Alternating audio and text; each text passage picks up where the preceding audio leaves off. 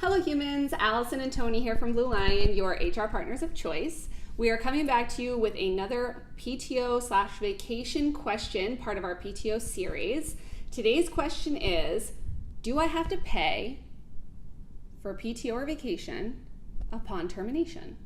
And the answer is, it depends. that's our favorite answer. Yeah. It depends. Yeah. So one of the things it depends on is the state that you're located in. A couple other things it might depend on is the size that you are of a company, depending on your state policies. So really it depends on policies and states. Yeah.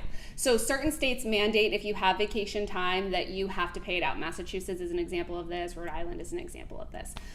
So if you have the policy, you have to pay it out upon termination. Other states allow a little bit more wiggle room. So there's a lot of different movement you can have in there depending, right? So New Hampshire, Live free or die. doesn't have a policy saying that you have to offer vacation or what to do. So there's a couple options there for you, right? Yeah, so you could, and we do recommend definitely creating a policy. There are policies that you could decide if it's a voluntary termination, so they choose to leave employment, that it would not be paid out. But if I involuntarily, meaning I've let you go, that I would pay it out to you because you weren't expecting it. So maybe you had a vacation planned. You weren't planning on me letting you go. Yeah. So you can differentiate between voluntary or involuntary.